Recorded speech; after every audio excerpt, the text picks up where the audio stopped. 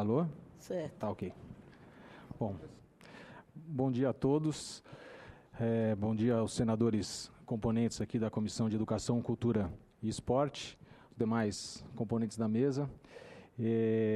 Queria trazer inicialmente um agradecimento em nome do presidente João Pedro Gonçalves da Costa, o presidente da FUNAI, pelo convite para que a FUNAI estivesse representada aqui nesta audiência pública que debate este evento tão significativo que são os Jogos Mundiais dos Povos Indígenas, né?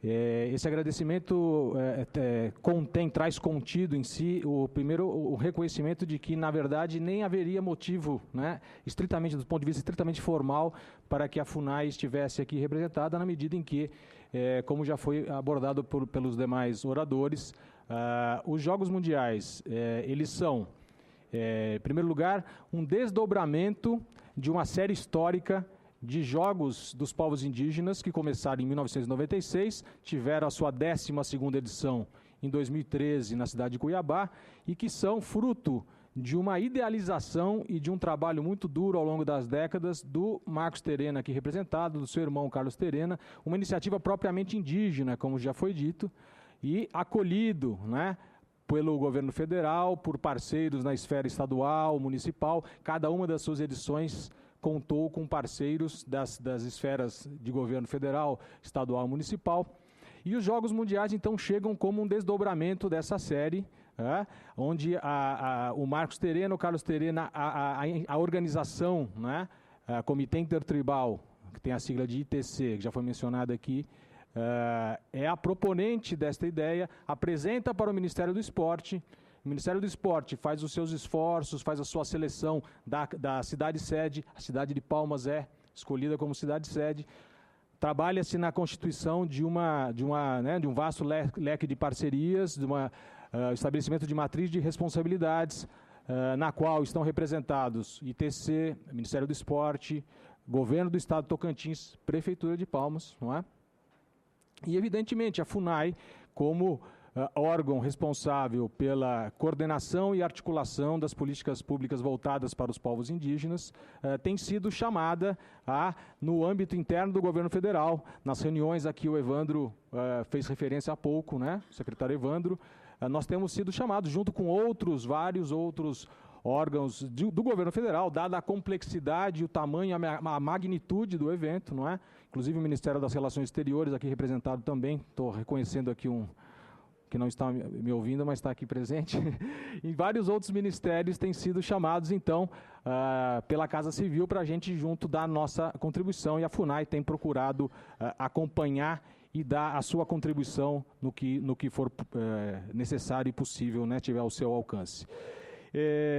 Eu gostaria brevemente, assim, então, de fazer um destaque, assim, breves pinceladas do ponto de vista histórico, antropológico, assim, o significado desses jogos, não é? Que deve estar claro para todo mundo, que pelo que já foi falado aqui, eu só queria, na verdade, destrinchar coisas que já apareceram nas falas de todos, não é? Mas que esses jogos estão idealizados pelos indígenas, né, na figura do Marcos, do Carlos e tal, eles partem de dois pilares básicos, não é? Um deles é o reconhecimento de que os indígenas, os diversos povos indígenas, inicialmente vamos falar dos brasileiros, mas justamente nós estamos passando agora para a etapa em que a coisa se expande para o plano mundial, mas o reconhecimento de que os povos indígenas que vivem no Brasil, segundo o seu próprio desenvolvimento histórico e cultural, têm práticas, né, práticas muito semelhantes ao que nós, não é, modernamente denominamos de esporte. Não é?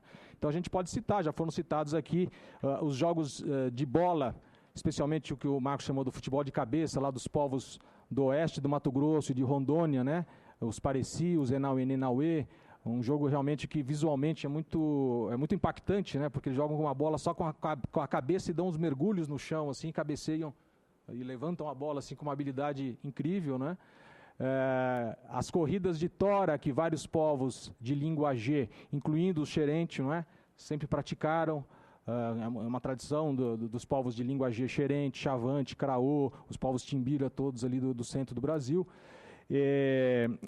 As lutas corporais, né? Tem o caso da luta Uca-Uca, lá do Alto Xingu, que é muito destacado, que há pouco tempo eu estava até vendo na internet o lutador de MMA, o Anderson Silva, que foi lá para para o Parque do Xingu, aprender um pouco, né, trocar com os indígenas, conhecer a luta uca-uca na prática ali e trocar com a sua prática de jiu-jitsu e tal.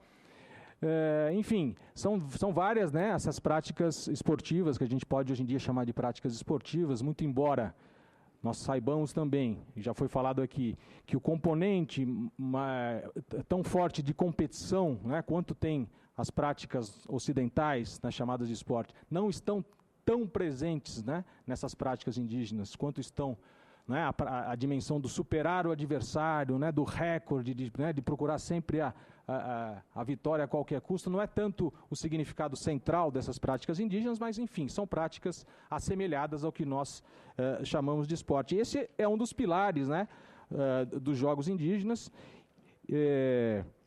Tinha até pensado em mencionar, se houver tempo, o fato de que a existência desses jogos indígenas, né, nos registros históricos e antropológicos, os jogos de bola, por exemplo, né? Eu acabei de falar do jogo de cabeça do Zé Nauenê dos Pareci, mas a verdade é que ao longo da América, do continente americano inteiro, desde a América do Sul, América Central e América do Norte, há registros de jogos com bola, né? E o fato de existirem esses jogos, né, e de que logo no começo da colonização do continente americano, alguns indígenas tenham sido levados para a Europa para demonstrar essas práticas, fez com que algumas pessoas até aventem, né, a hipótese de que os jogos com bola ocidentais, e o futebol, né, é o maior, o mais famoso e difundido, teria no fundo uma origem indígena, né? Na verdade é difícil fazer essa afirmação pelo mero fato de existirem os jogos indígenas, de indígenas no começo do processo colonial terem ido à Europa demonstrado esses jogos lá pelo começo do século XVI. É muito difícil afirmar só por conta disso que eles estejam, né, sejam ancestrais, estejam numa espécie de árvore genealógica do nosso futebol, do futebol que todos conhecemos e que está difundido por todo o mundo. Até porque registros como esse também ocorrem em outras partes do mundo, na China antiga, no Japão, etc. e tal. E o mais provável é que o futebol, né, que como todos nós sabemos foi codificado na Inglaterra no final do século XIX, tenha tido um desenvolvimento ali na Europa mesmo, né, a partir da sua própria evolução de jogos medievais, europeus, etc. e tal. De todo modo, né, o que eu estou querendo destacar aqui é a existência, né, dos jogos indígenas, próprios dos indígenas, e aí o segundo pilar dos jogos, que são o reconhecimento, não é, de que no processo de contato dos povos indígenas brasileiros com a sociedade envolvente, é um fato muito marcante. Eu tive até a oportunidade, independentemente do meu trabalho na FUNAI, antes de trabalhar na FUNAI, o meu trabalho de pesquisa na universidade foi justamente sobre a relação de um povo específico do Chavante, do Mato Grosso, com o futebol, né? E ao fazer esse estudo, né, tive que ler várias outras coisas e tal, o fato é que reconhecidamente o futebol entrou assim, de diversos povos, né, ao longo do país todo de uma maneira muito forte, né? Em cada caso há de ter a sua história específica, né? No caso do Chavante, o que eu pude recolher e tal, estudar, os missionários salesianos tiveram um papel importante ali na introdução. A gente sabe que em outros lugares os próprios funcionários do antigo Serviço de Proteção ao Índio, né, que é o órgão indigenista predecessor da FUNAI, né, que antecedeu a FUNAI, também tiveram um papel. E aí depois, quando o contato com a sociedade envolvente se faz mais rotineiro e tal, tem a própria questão de sair para cidades, né, o contato com a população regional, começam a participar de campeonatos nas cidades, a presença do rádio, da televisão. E o fato é que o futebol é enormemente bem aceito nas populações indígenas, muitas delas, e tanto é que ele tem um papel de destaque nesse evento que nós estamos hoje comentando aqui, né, nos Jogos Mundiais. Queria destacar um pouco mais, apesar de já tê-lo feito, né, o papel importante, fundamental, na verdade, dos idealizadores desses jogos, né, o Marcos e o Carlos, né, reconhecer que, embora o Marcos, talvez até por uma questão de modéstia, na sua fala não tenha destacado isso, eu acho que a própria trajetória pessoal do Marcos é muito significativa e importante para a gente entender como é que a gente chega, né, nessa série de 12 jogos nacionais e agora conseguindo dar esse pulo para esses Jogos Mundiais, não é? O Marcos falou rapidamente aqui, já ouvi ele várias vezes mencionando isso, já vi textos que se referem a essa época, o fato de que, na sua juventude, alguns estudantes indígenas se reuniam em torno do futebol na cidade, não é? E através do futebol geravam aquele ambiente de estarem juntos para discutir outras questões, não é?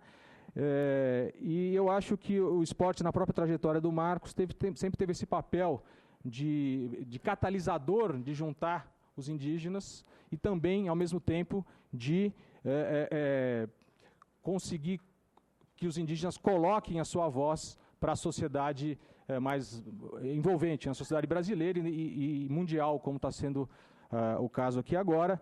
Lembrando também que o Marcos tem essa trajetória também com esse trânsito muito grande nas organizações internacionais, né, junto à ONU, nos debates sobre as questões indígenas internacionais na ONU, ou em outras organizações ligadas ao sistema ONU, e através disso o Marcos conseguiu, né, tecer essa rede de conhecimentos e tal, que o permitiu, né, chegar agora a ter esses parceiros que estão vindo de diversas partes do Brasil, e usando novamente o esporte, a linguagem esportiva, os jogos, para fazer uma grande celebração, uma grande reunião, que a gente sabe que tem uma perspectiva, né, que abarca uma perspectiva muito maior do que meramente a realização de jogos e práticas esportivas. Isso está no centro, mas o mero fato de se reunir indígenas de tantas partes diferentes do mundo e também diferentes indígenas do Brasil, isso gera um potencial de debate, né, de troca de ideias muito positivo, não é?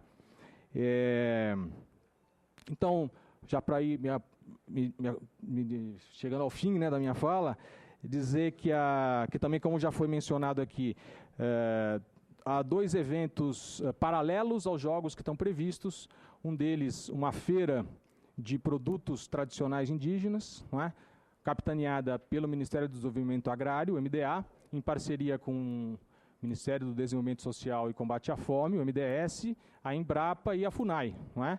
Então foi lançada uma chamada, 15 iniciativas indígenas de produção de alimentos e bebidas. Aqui é bem concentrado em agricultura mesmo, né? Alimentos e bebidas produzidos pelos indígenas vão estar sendo expostos nesta feira, que ocorrerá em paralelo aos jogos propriamente ditos. Também haverá uma feira de artesanato, neste caso capitaneada pelo SEBRAE, se eu não estou enganado, não é?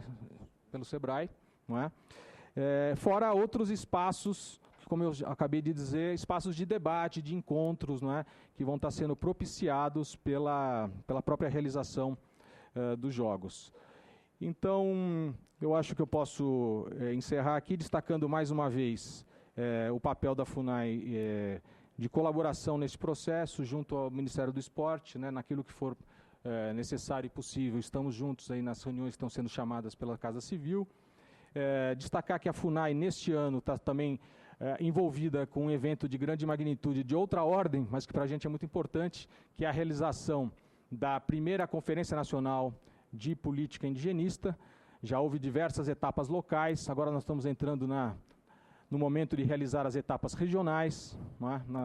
Eu estou indo viajar, inclusive, quinta-feira para Santarém, onde haverá a segunda etapa regional. Dizer, só para finalizar, de fato, reforçar um pouco as palavras do Evandro, no sentido de que o Ministério do Esporte tem se empenhado na construção de políticas públicas de esporte e lazer que abarquem também os povos indígenas, e que nesse sentido nós também temos estado em articulação e em debate com a equipe do Ministério do Esporte. Estivemos presentes no Fórum de Cuiabá, onde isso começou a ganhar uma dimensão interessante, e dizendo que a gente como órgão que trata das questões indígenas mais gerais, né, que tem o papel de articular e coordenar as políticas públicas voltadas para os povos indígenas. Consideramos um grande avanço esse passo que o Ministério do Esporte tem dado, no sentido de direcionar suas políticas também para os povos indígenas. Estamos trabalhando em parceria com o Ministério para que isso se torne realidade, não é? E a importância de que em algum momento a gente consiga juntar essas políticas de caráter mais estruturante e permanente nas diversas áreas indígenas com eventos dessa natureza como são os jogos, né? Em algum momento seria interessante a gente constituir uma ligação entre essas duas dimensões que seria muito importante para a gente apoiar os povos indígenas no seu direito ao esporte, né, o esporte visto como direito. Muito obrigado.